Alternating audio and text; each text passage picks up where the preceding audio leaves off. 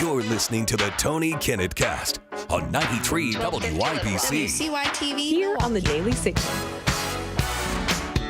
Good evening and welcome to the Tony Kinnett Cast here on the Daily Signal, nationally syndicated first out of 93 WYBC. It is good to be with you because we have got all of the news at once that is breaking in real time. So first and foremost, Chuck Schumer, Senate Minority Leader, he's very, very angry. And whenever Chuck Schumer gets very, very angry, you may remember this is how last night's show started, he starts to say things that are a little questionable.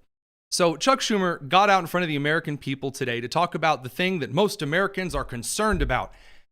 Apparently, I don't know what polls those in his office are smoking, but right now, Chuck seems to think that it's all about stripping people's rights to vote or something. Here's Chuckles. He's ready to take them to task. Because these guys are undoing everything in every way they can. They don't want poor people to vote. They don't want people of color to vote. They don't want Democrats to vote.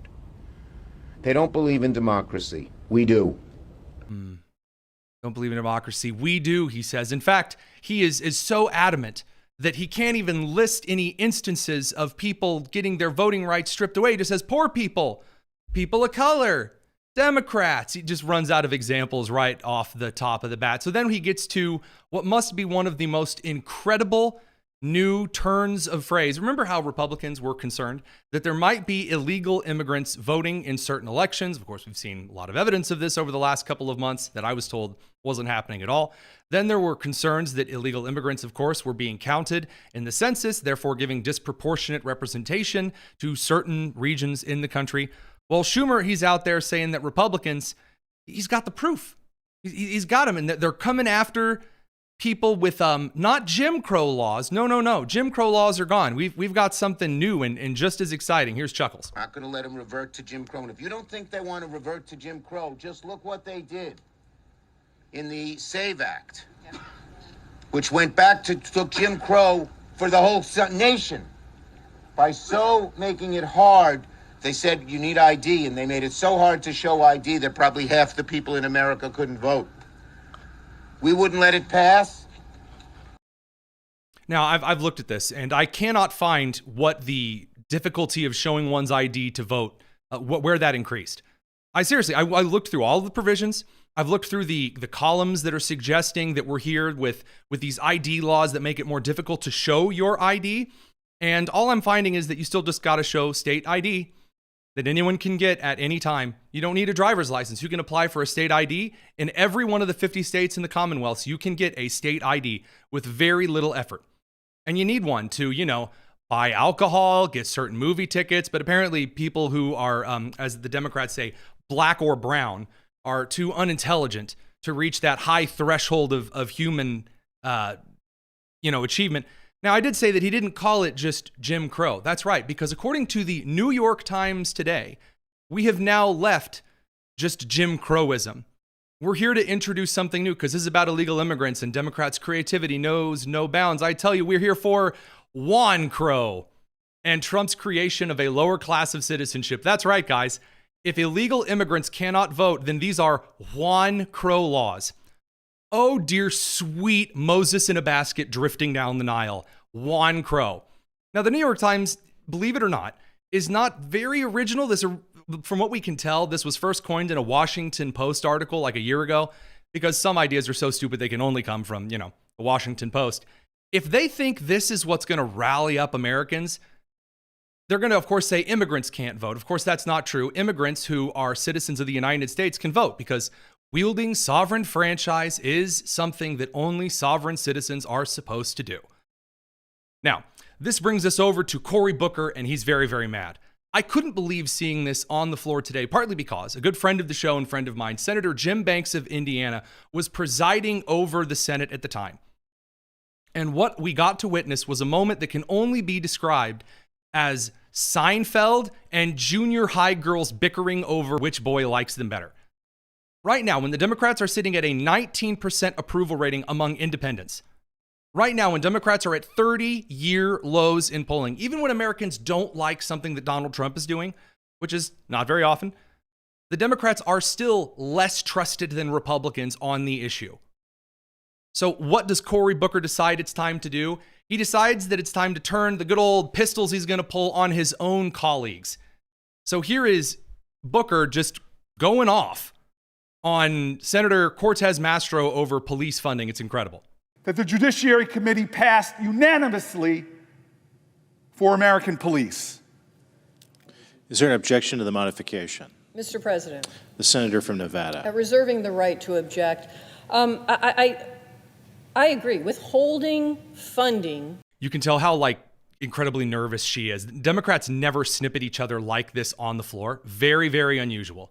For law enforcement anywhere in the country, across the country, is just not acceptable, and it should not be done. And it should not be based on party affiliation, playing favoritism. I absolutely agree. So here's what this is all about. Cory Booker, instead of in the committee, in the Judiciary Committee, which is where amendments are supposed to be made, Cory Booker decides to act dramatic. I know. I'm shocked. You're shocked. We're all surprised that Cory Booker, as Ben Shapiro puts it, angry eyes on Mr. Potato Head, that Cory Booker is going to waltz out in front of the country and be dramatic? No. And so Booker has decided to add an amendment late in the process that completely screws up a series of fairly bipartisan bills on police funding and reform regarding how the DOJ will allot funds to state police departments.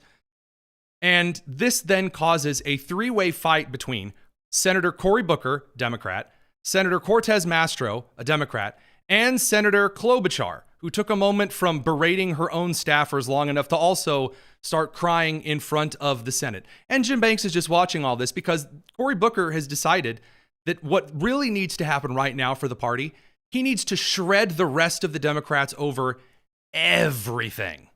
I object. Objection is heard. Mr. President. The senator from Minnesota. Mr. President, I want to thank the Senator from Nevada for her work in trying to bring these bills to a vote on the floor. I want to thank Senator Grassley, the chairman of the Judiciary Committee. I want to thank Senator Durbin, who is there, the ranking member of the Judiciary Committee, someone who has, by the way, been a leading voice on immigration. Now Klobuchar is going to break down into tears. And one of the things I don't understand here is that we have committees for a reason, and we have hearings for a reason.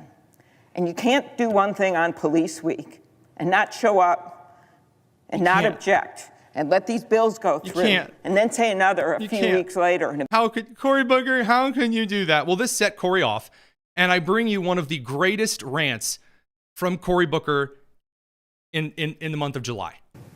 The Democratic Party needs a wake-up call. I see law firms bending a knee to this president, not caring about the larger principles, that those free speech rights, that you could take on any client. Why are you bending the knee? I see universities that should be bastions of free speech bending at the knee to this president. I see businesses taking late-night talk show hosts off the air because they dare to insult a president. I see people. Also, because, he's losing $40 million a year and he's not funny. The average age, by the way, it was released today. The average age of the person watching Stephen Colbert's show right now is 68. If you are a late night show and the average age of someone watching your show is 68 and you're marketing to the youths. Now, if you're marketing to people who are 68, excellent. Colbert was not marketing. He was marketing to the youths. And he's, instead of hitting the mark, the majority of his audience was 68. That's called a demographic mismatch. That is a cardinal sin in media. But yes, of course, this clearly the real sin here is that Colbert insulted Trump. So they're going to censor him 10 months from now. Who want mergers suddenly think that they have to pay tribute to this president. And what are the very people here elected to defend the Constitution of the United States saying? I'll remind you, this is a debate about him amending police funding. That's it. And he's losing it over this. Radio crew, we have to send you to the commercial land. I'm sorry to leave you with bated breath, but imagine a grown man screaming like a junior hire, and you'll be about halfway there. We're going to continue on the live stream. It's the Tony Kinnett Cast here on the Daily Signal. Sorry, Senator Booker, you were yelling. Oh, well, today, let's look the other way and pass some resources that won't go to Connecticut, that won't go to Illinois, that won't go to New York, that will go to the states he likes. That is complicity with an authoritarian leader who is trashing our Constitution. It's time for Democrats to have a backbone. It's time for us to fight. It's time for us to draw lines. And when it comes to the safety of my state, It's time for us to draw lines. Straight ones, squiggly ones, expo marker, Sharpie marker, lines, he says. He's mad about it. And again, I really do love that as soon as Klobuchar is done talking, poor Jim Banks has to flip it over because in the Senate, as long as there are objections ready to go, they can object each other all the ding dong dang day. It's hilarious to watch. And my favorite part, though, is watching Booker just tell people what he's doing, just like little updates on his personal life at the moment. He's standing, he's sitting, he's here. I'm standing today. Mr. President. The senator from Nevada. Mr. President, let me try to refocus this on the bills that are for us today. I'm not sure the answer here is to stop bipartisan legislation that gives tools to law enforcement across the community to keep our. So again, she's saying, look, dude, we got to give money to police or we're going to get slaughtered in every election from here to the end of time. They tried this in 2020, didn't work. And now here, again, Cory Booker's going to get mad. He's going to put on his angry eyes. I'm standing. Amazing. Now, I couldn't help this. I'm sorry. What this entire situation played out like was like an episode of Seinfeld. So, in the interest of Senator Jim Banks of Indiana, who had to preside over what can only be described as toddlers throwing paint at each other. For American police. Is there an objection to the modification? Mr. President. The senator from Nevada. Reserving the right to object, and for that reason, Mr. President, I object. Reserving the right to object. Is there an objection to the original request? Reserving the right to object. The senator from New Jersey. I'm confused by my colleague. Thank you. Senator from New Jersey. I was just called out by name, and I want to respond.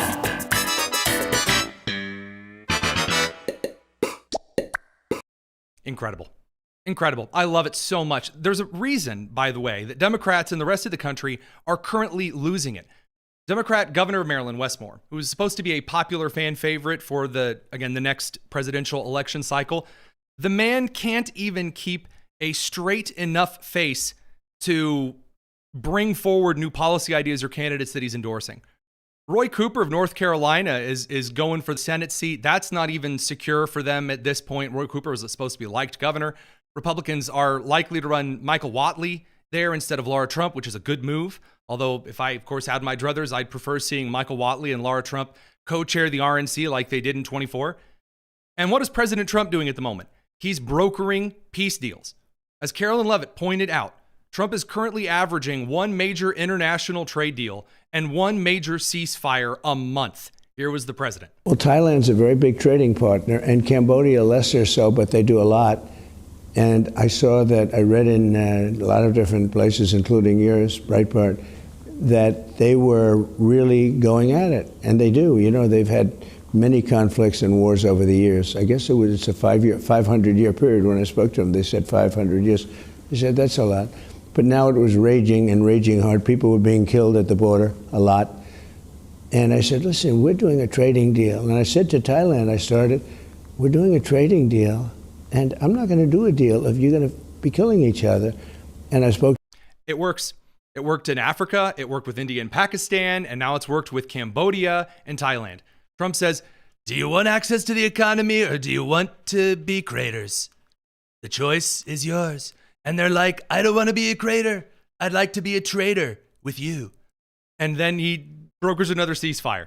Incredible. Now, this does bring us to the media, which we're going to get into. Don't go anywhere. Got to bring the radio crew back from commercial. It's the Tony Kinnett Cast.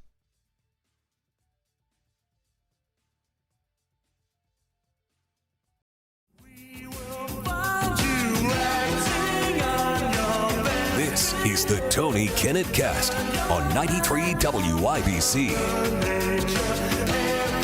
I love it. I do.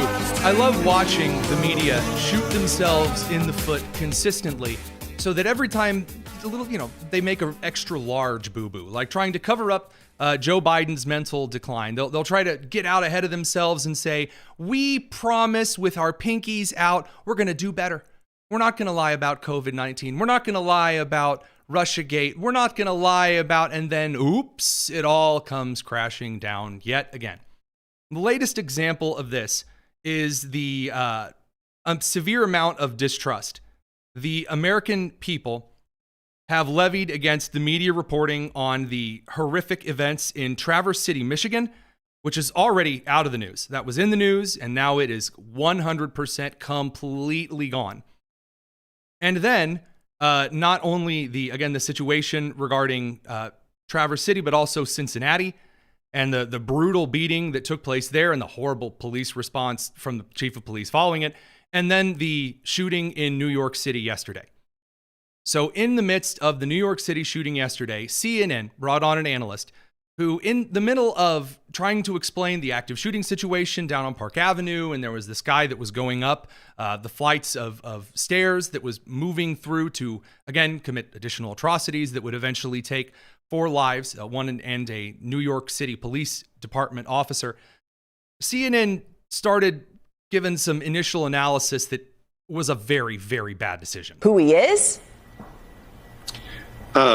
They do not know who he is. They know he is a male, possibly white. He's wearing sunglasses. He appears to have a mustache. And that picture has been distributed to every police officer in New York City. I have a question then. If this picture has been distributed everywhere, and by the way, if you've seen the picture of the individual, he doesn't look anywhere close to white. So why are you saying, oh, well, we know that he's possibly white? If you're going to get on screen as an analyst in a major network breaking news situation, starting to guess the demographic, well, he could possibly white. Why? Why is that the move? Seriously, why is that where you're going to go? Because immediately people start to question whether or not you have a political motivation to say that there is very likely this one color responsible because, again, CNN has endorsed, has amplified, has exacerbated racial coverage of events when it fits their narratives over the last decade and a half, 2 decades, really. And the American people didn't give them a second, Ended up, what did we find out? That the shooter was identified as Shane Devin Tamura, a black guy with some Asian ancestry, 27-year-old from Las Vegas, Nevada. Now, he carried an AR-15 style looking rifle into this building and then shot a security guard and police officer and a couple of other individuals. A horrible situation. And the after events, when the city leadership came out to discuss the event, the shooter ended up taking his own life up, I think, the 35th floor. Is where he ended up taking his own life, according to the CCTV footage. The governor of New York decided to come out and make this about what? They had the suicide note from the individual. They had some of the suggestions at what this individual was going to do via certain motivations that appeared to be some personal grievances, some kind of corporate grievances, some that might be political grievances. What did Kathy Hochul, governor of New York, decide to get out and tell New Yorkers in the country? But Governor, even when Joe Biden was president and Democrats controlled Congress, your party did not pass a ban on semi-automatic rifles, even in the wake of really horrific mass shootings like this one. So what makes you think that anything would be different now? And do you fault your own party for not acting on this? First of all, again, my God, and I mean that as a prayer. My God, why on earth would you take this moment right here, right now to say, well, I mean, what, Trump isn't even banning guns? I mean, from the CNN perspective, if you want to know why Americans despise the legacy corporate media, this is why. Guys, Manhattan, that special area, there are signs everywhere that say gun-free zone. The law-breaking individuals tend not to obey gun law signs. See, the breaking the law appears to carry over into multiple areas. You guys know that murder is, in fact, against the law, has been for a long time. But Hochul is not going to push back, which she should, and say, look, this isn't the time for this. She's going to start talking about gun laws because, of course. When you were in charge, I'm looking for political courage. I'm looking for people to stand up for the people of this nation and say enough is enough. How much more slaughter do we have to endure because of these assault weapons? We had this happen in my hometown of Buffalo in 2022. You remember 10 people shopping at a Tops grocery store in a black part of our city. Nothing at all. By the way, a black part of our city. My God, what a thing to say. Wow. The Democrats, they tell on themselves so consistently. It's just ridiculous. The shooter in this case, he shot himself on the 33rd floor. Thank you for that correction, producer Nick. And had a kind of a suicide note that said that he had some kind of a head injury that is consistent with football injuries, and the NFL headquarters was there. This appears to be where the guy was headed. He also shot a Blackstone executive one floor above. A lot of things are not yet clear, but the Democrats are going to go all and say the guns did this. I remind you that not 1 week ago in Traverse City, Michigan, an individual went on a mass stabbing and he stabbed 11 people, making it to the parking lot and was going to get away if it weren't for the actions of Derek Perry, a black man with a gun who held him at gunpoint like a freaking hero until police arrived.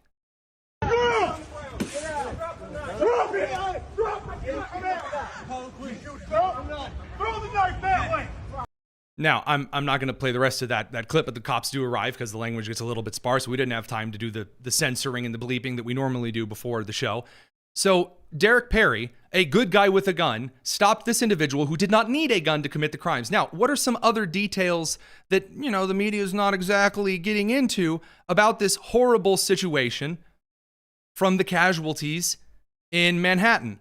The security guard that was killed in last night's Manhattan shooting has been identified as Alond Etienne, age 46. He was a security guard, unarmed, no gun, due to New York laws that do not allow security guards to carry firearms. So criminals, they can have the firearms. But if good individuals out there, whether they're on duty as a security guard, whether they're off duty as a cop, whether they're off duty just as a citizen of the United States out and about, God forbid law-abiding citizens stop some kind of horrific tragedy like this. And this brings us all the way back down to Cincinnati. Because the media won't even cover instances of violence and quote-unquote interracial crime if the colors don't go in the right direction. So in Cincinnati, and I waited for a couple of days on this story because I wanted to make sure that the details that we had were correct. 5 individuals who, according to the videos, are black, assaulted a white man outside of a jazz festival in Cincinnati. They surrounded him and they beat the crap out of him. They were curb stomping his skull. That's attempted murder. And then the guy's girlfriend comes up, tries to intervene. We're not going to show the footage because it's graphic. And then they beat her too until she was lying there with a possible, again, it looked like it could be a possible skull fracture on the ground, blood coming from the nose and the ear, unconscious. Now, I don't have to tell you that if the roles were reversed and this was a crime that occurred by white people on any individual of any minority group in the United States, this would be wall-to-wall coverage forever, even when crimes don't happen. And a person from the quote-unquote black community, I guess as Kathy Hochul puts it, suggests that there was a crime, like Jussie Smollett with a Subway sandwich. The media does wall-to-wall coverage. Oh, this rope in a NASCAR garage looks a little like a noose. Oh, racism. There we go. It's white supremacy. This is why Americans don't trust the media. We'll catch the radio crew in a second. We'll send you guys over to commercial. It's the Tony Kinnett Cast. Now, over here on the live stream, I do want to dig into this just a little bit here because there is still a lot that is left unknown about this. But according to Vivek Ramaswamy, who is running for the governor of Ohio, he said, I spoke to Holly, one of the victims, earlier today. She's a single working mom who went to a friend's birthday party. It's unconscionable that there were no police present in that area of Cincinnati on a Friday night. Remember this. Or even an ambulance to take her to the hospital. That is weird. Large cities that hold some kind of festival, there's usually an ambulance nearby that's required by city code. If you don't know how to run basic city events and planning, even, goodness gracious, when my wife, as a band director, before we were married, and I was a lowly robotics coach or a track coach, There were ambulances that were required to be on site when there were events that were expected to reach a certain capacity in rural Indiana. And what, they didn't have like an ambulance on site here next to this large jazz festival in Cincinnati? So Vivek continues. He says, leftists like to lecture about systemic injustice while thugs turn our cities into war zones. I'm done with excuses. And then he makes some campaign promises and then again suggests that he offers his prayers and condolences and promises to check in on Holly. What the police chief of Cincinnati had to say immediately, just this amazing intuition right away that she can just know, is again unconscionable and disgusting. Another topic I want to cover real quick. Social media and journalism and the role it plays in this incident. And yes, guys, that's you. That is you. Reminder that the national media, who usually covers racial instances immediately whenever it is quote unquote white on black crime, had not said a word at this point. MSNBC only picked up the story recently and again left out the race of the 5 who were charged in the headline, suspiciously enough. But anyway, the Cincinnati police chief, she's going to give us all the lecture, Karen haircut and all. Social media, the post that we've seen, does not depict the entire incident. That is one version of what occurred. Wait a minute. So you're angry that people reported on one version that occurred? Why? Isn't that just reporting some of the stuff that's there? But she's mad about this because, again, it suggests that this might have been a racially motivated crime. How could you suggest that? After all social media posts from individuals who might be black or brown, they never say anything mean or racist. Only white people do that. Times, social media, and mainstream media, and their commentaries are a misrepresentation of the circumstances surrounding any given event. What that does, that causes us some difficulties in thoroughly investigating the activity and enforcing the law. It does not. Because what happens, that social media post and your coverage of it distorts the content of what actually happened. Get to and it makes our job more difficult. Go ahead, right here. Thank you. 2 questions. Where were the nearest officers? In the central business section.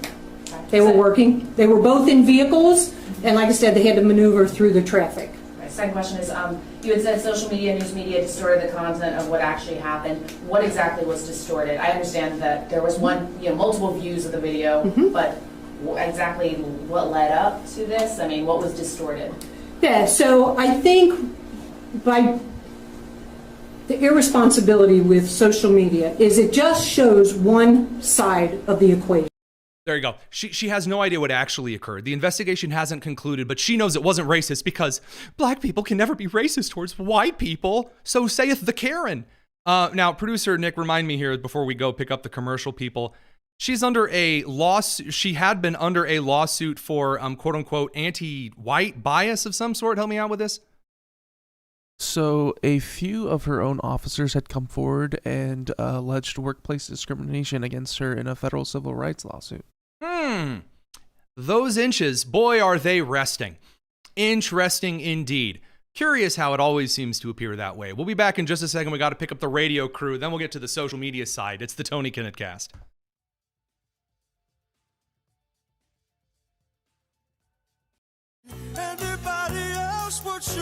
The Tony Kinnett Cast on 93 WIBC.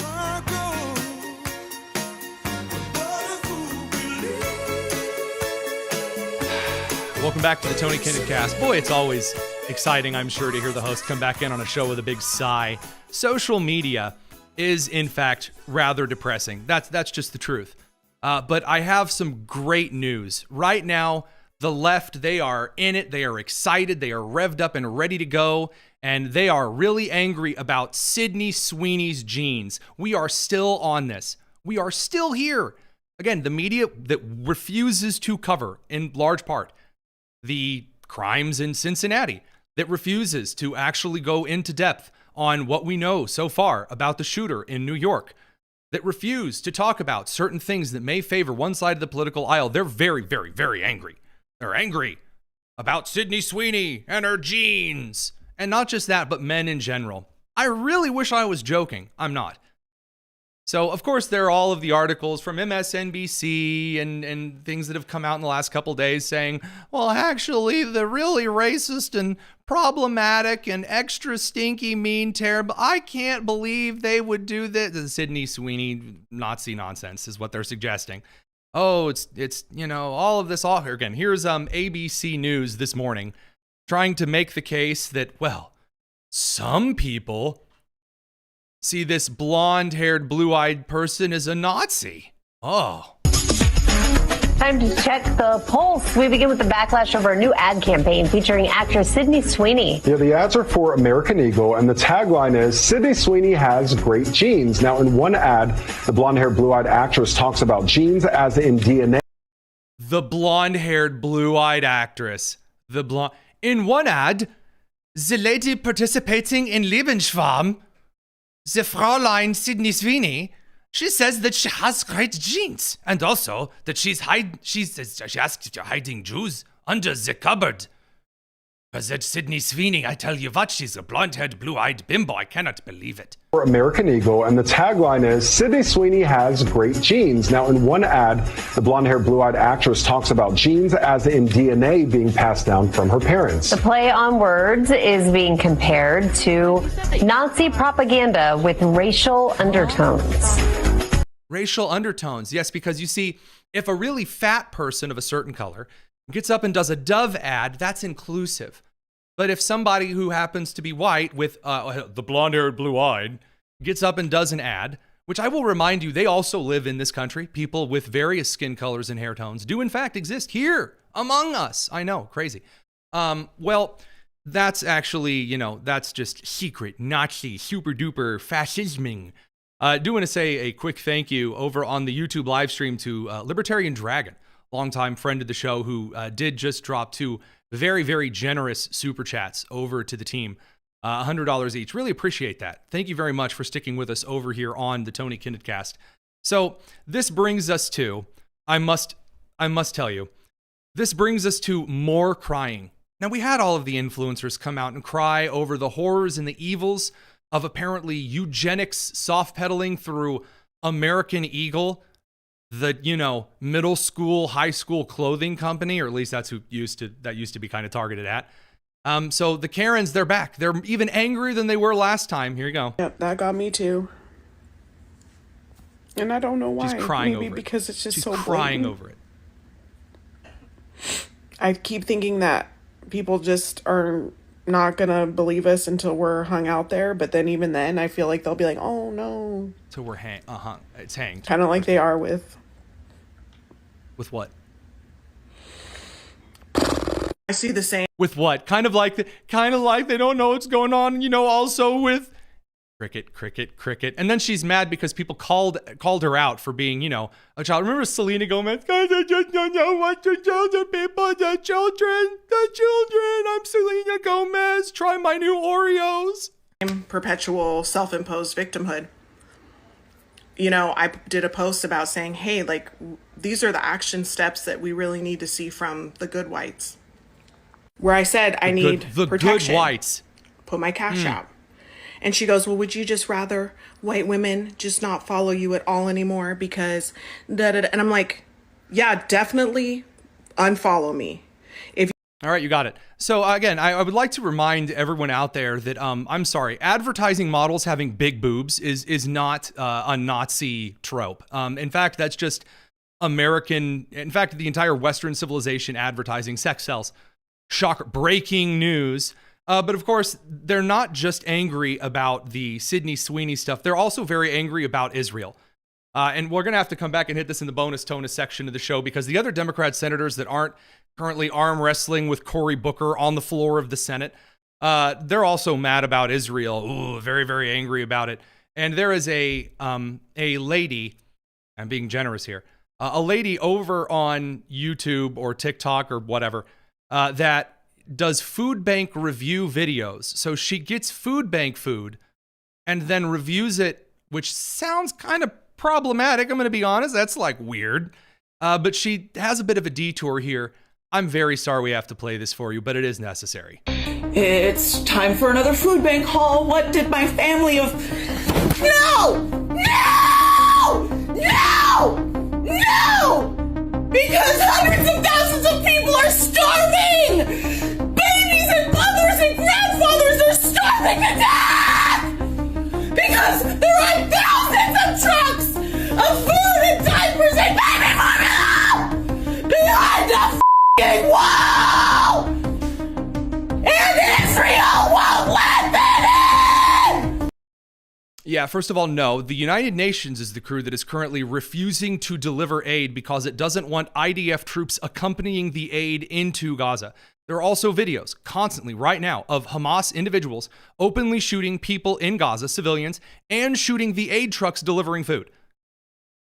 Again, people in Gaza, people who have been living in the Gaza Strip, are on social media right now recording videos, live videos where they say Hamas is stealing the food. But yes, this is Israel. Yes. The individual, we're going to call them, from Seattle who does food bank reviews wants you to know she can't eat, maybe, because she's angry about the Jews.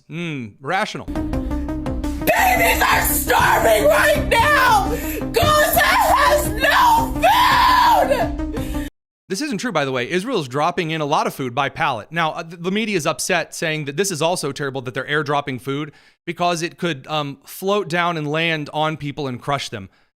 And also saying, well, Gazan people aren't dogs, which is amazing. I didn't realize that I airdrop food to my pets every day. Fly like an AC-130 cargo mod. Just drop a bunch of food to pets around the world. That's kind of incredible. I didn't know that about feeding dogs. Did you know that about feeding dogs, producer Nick? I am not too sure that many people in Gaza are worried about feeding the dogs. So, moving slightly along here, very, very true. Agreeing with you there. We have the solution from the leftist influencers. We've got it. Here's what we're going to do. Something I've never tried before. They're going to cancel people. Yeah. Someone who grew up in a very rural Appalachian town and wanted to escape all of the sentiments that entails, this Sydney Sweeney. Like what? What sentiments that are entailed growing up in Appalachia? What are those? Commercial is so embarrassing. Unfortunately, you can't argue with people who tout those beliefs because they lack critical thinking skills. So I think who tout those beliefs that what? That there are guys out there who appreciate that Sydney Sweeney redoing the Megan Fox from Transformers scene?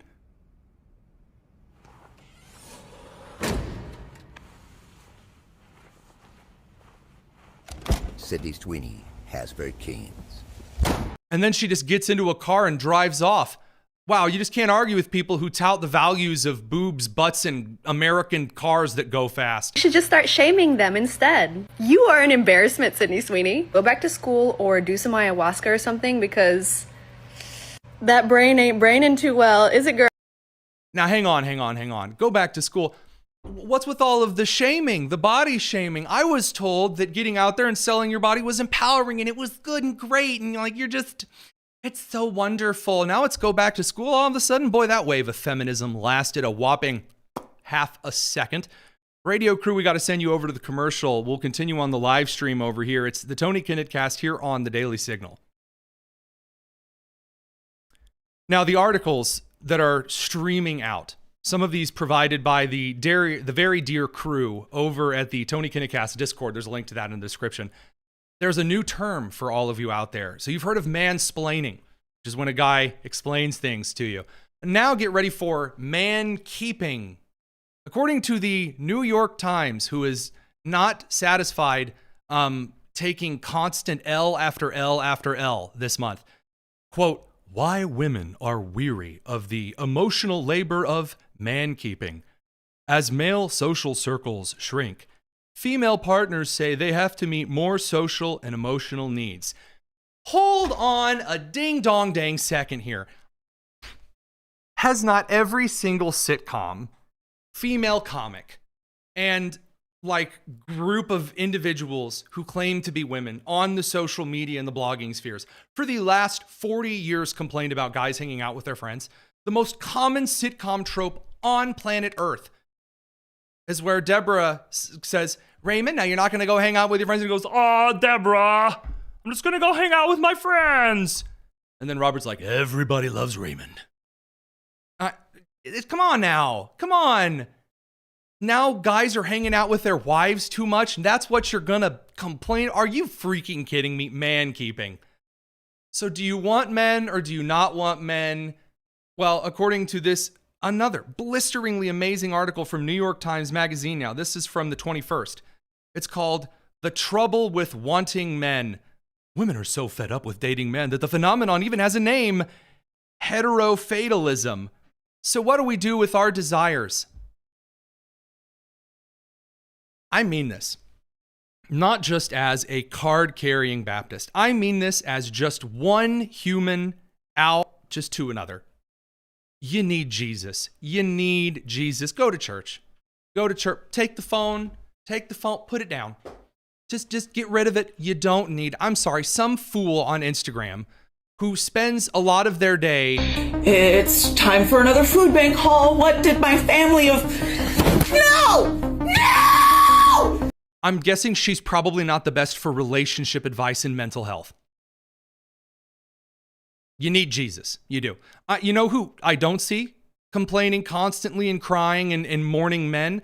Women in happy marriages.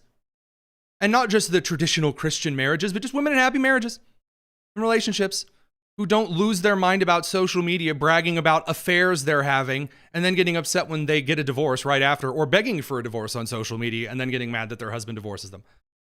According to Vice, June 20th, man-keeping is why women are done with dating. Wait a minute. I'm sorry. Hold on a second here. All of the American Pie. Did you ever see American Pie? It's a movie about some very horny high school guys who really want to have sex before prom. And so pies? They agree that they need to like be more sensitive and talk to women. The entire theme of every aughts chick flick was guys being more sensitive and like, you know, women just want to talk. Now there's article after article. The Guardian, as the male social circle continues to shrink, their partners have to take on much more emotional labor, and many are opting to spend their lives alone instead. Good Lord. We're going to be back in a second and talk about the EPA because I can't take any more of this nonsense. It's the Tony Kennett Cast.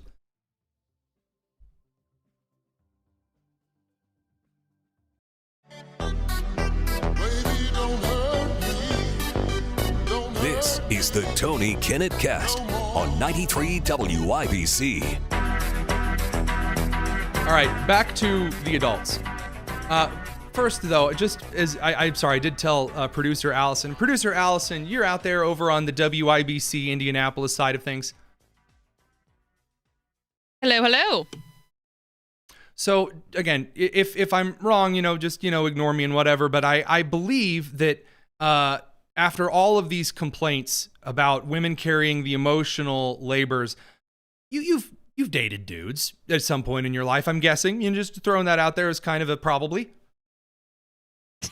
Yes, that's a safe bet. Thank you for asking. Yeah. So, have you ever grown weary of man keeping? Oh, man gosh. keeping. I don't even... guys being. Oh, sorry. It was just during the commercial break. That's my bad. Man keeping, according to the New York Times and Vice, where I go to for all of my dating advice. Clearly, man keeping is when a man spends too much time with you and doesn't spend all of his time with his guy friends. That means that you now have to be man keeping. You have to be his friend and not just his piece, his side piece, his sweet thing. So, do you tire of man keeping when a guy treats you like a friend and a girlfriend? Oh, you mean what normal dating is? So being friends first, and then no, I've not. I've not had that experience. Okay. All right, that's fair. Have you ever, just decided that what you really needed from a guy, more than anything ever, was to stop talking to you throughout the day?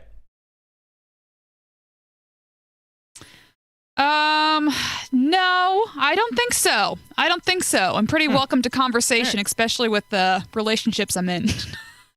Yeah, well, there you go. I mean, again, just a little market research here. I'm aware that I am not a woman, despite what those complaining about the Sydney Sweeney ads may say in gender being fluid and whatnot. But we'll move on. Thanks for the little market research there, Allison. Wanted to give the people what they wanted there in case someone comes in and says, excuse me, Tony, you don't have boobs, later, and discredits all of my takes there. So thank you very much. Appreciate that. Anytime.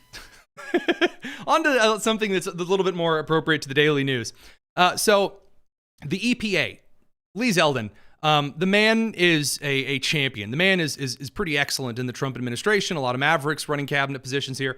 And he went on Ruthless, which is an excellent show, and friends of our program as well. And he announced some new major regulation rollbacks that we have not seen since the Obama era, when he came in and screwed everything up. Happened back in the Obama administration, 2009, was that they put forward this regulation called the endangerment finding. Now, a lot of people are out there listening. They might not know what the endangerment finding is. If you were asked congressional Democrats to describe what it is, the left would say that it means that carbon dioxide is a pollutant. Carbon dioxide is an endangerment to human health. They might say methane is a pollutant. Methane is an endangerment to human health. And that's an oversimplified, I would say, inaccurate way to describe it. The way they did this was following a Supreme Court case in Massachusetts versus EPA. And the Obama administration said that carbon dioxide, when mixed with a bunch of other well-mixed gases, the greenhouse gases, that it contributes to climate change. How much, they don't say. It's more than zero. And they say that climate change endangers human health. So what Lee Zeldin essentially proposes, based on correcting some very, very false and garbage data, he suggests that, they're going to start rolling back a lot of the climate change regulations that say if you have exhaust on your car and it's got carbon, then you can go ahead and build those things.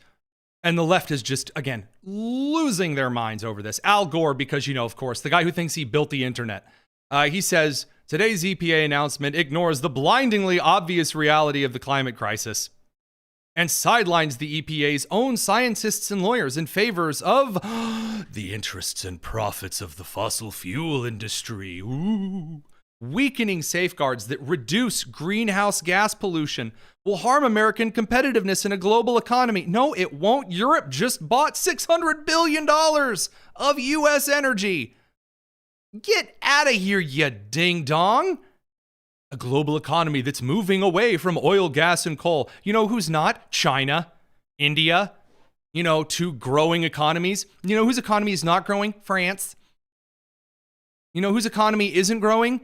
Any of the goofball green economies that are not springing up. They're essentially languishing in purgatory before they die a very, very painful death. Watching Al Gore cry is just one of the best things ever, which is a shame because, as you clearly know, here in the Midwest and Indiana, we've been under sea level ocean waters since 2005, just like Al Gore predicted. I had to walk through 6 hurricanes on the way out to the studio today. It was horrible. Nonsense. By the way, I do also want to thank Carrie as well over on the live stream. Huge thank you to her because she also threw down a really kind $50 tip. She did say, Jesus is the only answer. Look, you're never going to have to convince me. I wholeheartedly agree. And the sooner that people like Al Gore maybe stopped losing their minds on social media and went to church and just took a deep breath, things would get a little bit better. And that's really the catch here. Now, look, is everything that's coming out of the administration on deregulation wonderful? I think that the AI push has a couple of problematic things. I don't like the idea that states who don't thrust AI data centers into all kinds of places, and for example, rural water tables where they have, I should say, sucked the water table dry and harmed the local farms and such. I think that that's a bad thing. That the Trump administration should not just encourage the plopping down of data and AI centers down wherever. I think that data centers should be built next to really large bodies of water like the Great Lakes. But that would require Kathy Hochul not to be bleeping insane. So until then, I would like to remind Governor Braun of Indiana, if you get the Indiana legislature to appoint me as the state mayor of Gary, after I purge that city with blood and iron, we can build all of the data centers right there along Lake Michigan. We can. I'll also solve crime permanently. So if you ever do want to make me the king of Gary, Indiana, I'll solve that right away. You don't have to bleed any farm communities dry with stupid projects. We can also slap a nuclear plant right there as well, right next to the data centers. I'm at your service. So anyway, aside from that, those who are just tuning into the live stream for the first time have no idea what is going on. My many apologies to you. So that stuff aside, I do want to point out one final thing here before we dig into some bonus tonus. Nate Silver, who was a pollster that was extremely accurate around Election Day and essentially sacrificed everything that he had built up with the left through, for example, 538 and other electoral polling projects that he did. And he posted this today that is a very, very well-written statement. He says, "I've refrained from writing about Epstein, but now that I have taken the time to look at the data, I am skeptical it is having much impact on Trump with his base. There has been no decline at all in Trump's approval ratings with Republicans, for instance." And we're going to talk about this here in a couple of minutes over on the bonus tonus side of things and talk about why the Democrats have no leadership. This is a huge part of it. For those who say that right now everything is a cover-up for Epstein, everything everywhere, you're going to force more people who genuinely do care about seeing more stuff on Epstein essentially take an off-ramp and distance themselves from it because the allies they are standing next to right now saying they want more answers regarding the Epstein investigation, when you go all loony, you scare off a lot of allies. And it turns out the data shows that happening in real time. Radio crew, will see you soon. It's the Tony Kinnett Cast. All right, now that we're over here for just a smidge of bonus tonus, let me tell you a little more about this article and why it is absolutely astounding. So, right now, Nate Silver points out that there have been 178 stories so far this month in July in the New York Times alone about Jeffrey Epstein. The New York Times, who's currently posting articles about man-keeping and Sydney Sweeney, yeah, they've posted 178 stories so far about the Epstein thing. Why? Because the Democrats are so desperate to hit Trump on anything that some people on the Trump base who are aggravated, and rightly so, with the rollout of the Epstein stuff because Bondi screwed the pooch on its release. When you overpromise and you underdeliver, yeah, that's what happens. And now the Democrats have decided, well, clearly we have to go after anything that is Trump bad. And while doing so, they have essentially sided with the really stupid people like Candace Owens, who have come up with like wild, insane conspiracy theories that space aliens created the Jews, according to like those goofballs. They orchestrated Epstein as an extraterrestrial asset to, I guess, make it possible for humans to poop cesium in its 3 most deliciously radioactive isotopes or whatever. When that's the crew that you are allying with to draw attention to the Epstein stuff, you're going to push Americans away from desiring to cover it whatsoever. And right now, according to the data, again, this is from Silver Bulletin, over from Nate Silver, who does in fact keep his nose to the ground. Or his nose to the ground, the nose to the grindstone and his ear to the ground. Sorry, a little Malafor there. He does in fact read this situation correctly. And the Democrats who are trying to shuffle back and forth between Epstein and whatever else, Cory Booker's yelling at people on the Senate floor, and Klobuchar, when she's not, again, abusing her staff, is yelling back. What else are the Democrats losing their marbles about? It's pretty precious. It really, really is precious. Right now, you've got Senator Chris Van Hollen, Senator Warner, and then Senator Tim Kaine freaking out in front of the public about completely different things. You don't do that. If you are an opposition party, the only way you gain traction is through unification on issues that matter to the public. I will remind you that when the Republican Party hit the Biden administration during the Biden years, that they would unilaterally work together and hit the Democrats on things like inflation. They would hit the Democrats on men and women's sports and the critical race theory, hyper intersectionality in education, for instance. And then they would hit the Democrats on the border and illegal immigration. They would hit them pretty hard. And consistently, the senators would cry together with one voice, except for Lisa Murkowski and Susan Collins, who were off acting stupid somewhere. They would unify and fight against it. That's not what's going on right now. Senator Chris Van Hollen, as he ever is, He's yelling outside of facilities where ICE has detained actual rapists, child abusers, domestic abusers, other kinds of abusers. Here's Chris Van Hollen. He's very mad that ICE would hold, guys committing violent sexual crimes. This holding cell has also become a place where the Trump administration's plan to violate people's constitutional right to due process has been front and center. This is the place where they held Kilmar Abrego Garcia before they shipped him down to CCOT, the notorious prison in El Salvador. This is where they denied him his due process rights. Then, of course, a 9-0 Supreme Court decision called out that illegality and said they had to facilitate his return. But this... So he's whining about the Kilmar Abrego Garcia stuff. All right, good luck with that. What's Mike Warner yelling about? Is it the same kind of thing? Are Democrats unified in their messaging? No. Today I want to focus again on the challenge that first-generation Americans and immigrants are having with these awful Trump policies. So I always say you can be for a secure border, but not for an ICE group that now has more funding than the FBI picking up. Why did you call them first-generation immigrants? First-generation immigrants are those who came to this country and got their citizenship in the United States. They are first-generation American immigrants. Oh, my God. I can't stand how stupid they are, but I also don't want them to stop. Because this is just awful. Oh, man, the ICE is going to roll around. Then I tell you what, the people in the Polish counties of Pennsylvania are running in terror of ICE groups. No. What about in Delavan, Wisconsin? Are the Hispanic citizens, Hispanic origin citizens of the United States running in terror of ICE right now? I called them up today. Nope. Business as usual. In fact, many of them are really pleased because among Hispanic legal immigrants, they hate illegal immigration the most.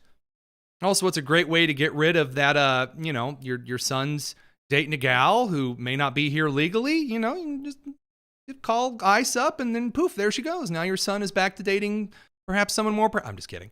So then you've got Tim Kaine. Tim Kaine, who looks like Tim Walz, if you rubbed his head with 36 circus balloons and then dragged his face through poison ivy. You don't remember. Tim Kaine, remember Hillary Clinton's vice presidential candidate? Bill Nye on meth? Well, Tim Kaine, he's very angry today too. And he's angry about Israel. He's like the food bank chick from Seattle, except this is a senator. Do you think that the U.S. should be cutting its support from Israel or stopping aid to Israel? We need to allow the humanitarian organizations that are experts in providing food to do it rather than a jerry-rigged GHF. Ah, yes. So they're very mad that the particularly previous aid groups, like the Red Cross, for instance, who refused to give aid to certain groups because Hamas said no. We need to make sure they, who, again, alert individuals who are very violent, disgusting, wife beaters, children beaters, rapists, etc. We need to make sure they're given the food so they can continue selling it to Hamas. That's what he's very upset about. And this other aid group that's dropping, actual pallets of food via plane, like the Berlin airlift. Yeah, that needs to stop right now. That is unsuccessful. And the notion that you're going to have just a tiny handful of sites distributing food sufficient for this population is a complete and kind of brutal fantasy. We need to let World Food Program, Mercy Corps, and other organizations that are experts at this back into doing it. It's very, very disappointing. They're not, by the way. The Netanyahu government, not the Israeli people, but the Netanyahu government is. There we go. Oh, no, not the Israeli people. No, the Netanyahu government. Yes, it's all about Netanyahu. Okay, good luck with that. Good luck with that. The more that this party puts forward everyone together, straining in different directions, they are not going to make progress. And in the meantime, you do have the youths, not Cory Booker, who's just, standing today, at least, as we saw earlier. I'm standing today. Yeah.